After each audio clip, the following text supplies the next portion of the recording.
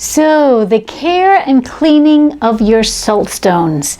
Now, before we get into the cleaning, I would just love to talk a little bit about the care, because over and over again, I hear therapists telling me and asking me what to do with their stones because they're getting rough, or they are degrading, they're shrinking, they're getting a lot smaller really quickly, and they want to know what their life expectancy is. At this point, I usually show them one of my stones. This is one of my original stones that I actually cut and carved myself 17 years ago.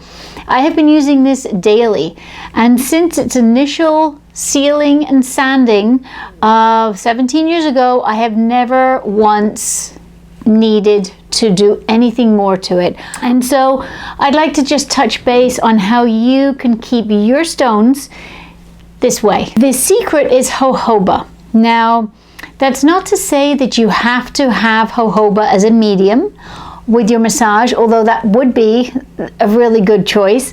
But I know that sometimes you have a medium that you're already using, you know, grapeseed or coconut or a lotion or cream or something like that. But the wonderful thing with the jojoba is that it's actually not an oil.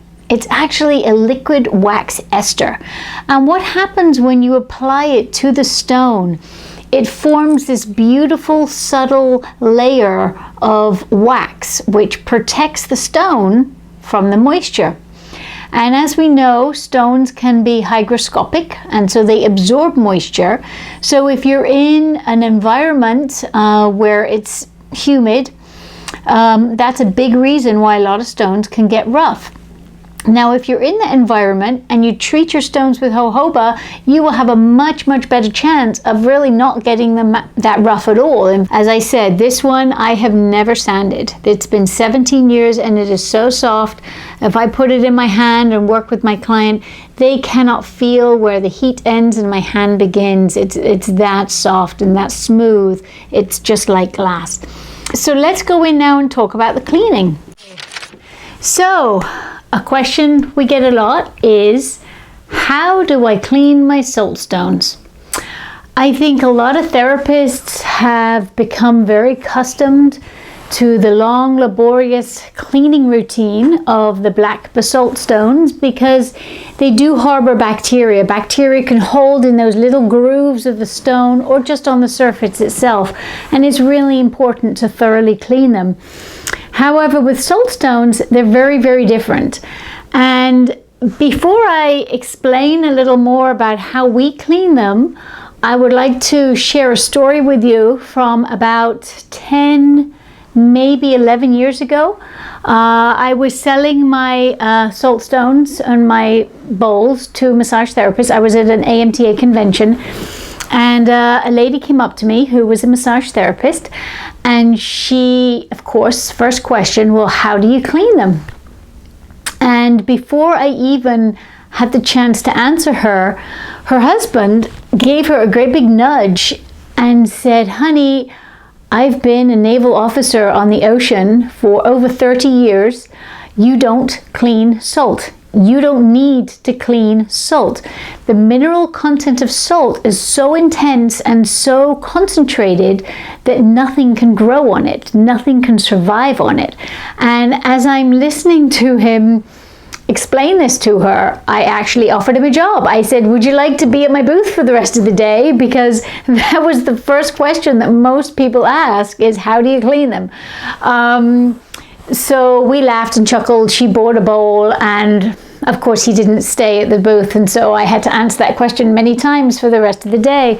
However, in this environment that we all find ourselves in with sanitizing and viruses and everything else, it does not fly to say, oh, I don't clean my salt stones. When I took my stones up to the local hospital and I was working up there for a couple years, it would not have gone down very well if I'd said to them, oh, I don't clean them because they're salt and you don't need to clean them.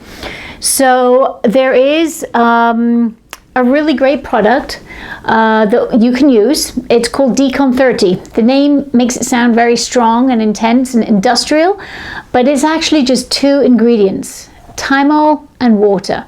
And for those of you who know essential oils. You'll know that thymol is the constituent of thyme oil.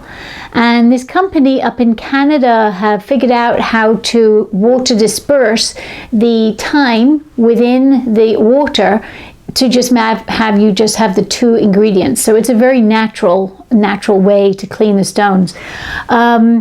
Now, there's one thing I'd like to mention about the salt stones is that one of the big differences between salt stones and the basalt stones is that salt stones by nature are hygroscopic. They absorb moisture. So it's very important to know that on several different reasons, but for when we're talking about cleaning, it's very important when you apply the Decon 30 to the stone that you dry it very, very thoroughly afterwards, because any moisture left on your stone, it will absorb it, and what happens is it will start to break down the salt. It's like if you put salt in water, it dissolves. You don't want your salt stones to dissolve, especially if you buy salt stones from me, because they are so meticulously smooth and soft and ready for professional massage. I would be very upset if you sprayed them with water and got them all salty and rough. If, however, that ever does happen, we do suggest that they can be sanded down very easily with 220 sandpaper. And you just rub it a couple times, put some weight behind it, and it'll get nice and smooth again. You don't need to clean them before you put them back in the bowl every time, but if you choose to clean them after your sessions, then you would just need to have a cloth. You can just put them down next to you, next to the bowl, and bring the stones out. And then basically, there, just a couple sprays. That's it. You're going to wait about 30 seconds just to let it soak in and just to let the thyme move around and work around the stone. And then you want to rub very, very thoroughly. You don't want to have that stone left moist at all. It's the one huge difference. Simple as that. It's a huge difference that I say between the basalt stones and the salt stones, and that is that the salt stones need a little bit of extra care in regards to humidity and the environment. So for instance, if you live in a very humid environment like Washington DC, like we are here in the summertime, Florida, and you turn off your air conditioning every night when you leave your office, if it gets humid in the nighttime, that's not going to work for your salt stones, because you may find, and you may already have found, that if you have a lamp, one of those salt lamps, that there's like a liquid at the bottom. That's just melted salt. That's all that is. And you don't want that to happen with your stones, because the biggest thing that will happen is that they will get a little rough and you will have to sand them down with sandpaper again. So if you could always make sure that they're temperature regulated. The office that I'm in, it's not air conditioning, central AC. We have window units. I just keep my window unit on really low for the energy efficient part, and that it doesn't necessarily keep it super cold. It just takes the moisture out of the room, and that's all that you really need to do. So I've had these for many years. They're still so soft as they were when I started with them, and there's really no need to do any sanding with them at all. The only two times that you need to keep up their smooth surface with a brief sanding is, one, if they're subject to moisture, or two, if you're deciding to use a medium with your massage other than a pure oil or jojoba. Because what happens is when you're using like biotone or lotion, you're going to have some kind of chemical component in there, and the salt stone will hold on to that, and over time it will cause a slight roughness. So that's how easy it is to clean them. So I would like to touch base just a little more on that final sealing with your jojoba after you've cleaned your stones. I kind of raced through it and I just wanted to show you, give you a visual as to what I mean. Basically, you have your microfiber cloth that you will have your stones on after cleaning them. I've already cleaned these, but just for the sake of showing you, I'm going to just put them here. So we got some stones here that have all been cleaned, and the cleaner, the Decon 30, can be a little astringent.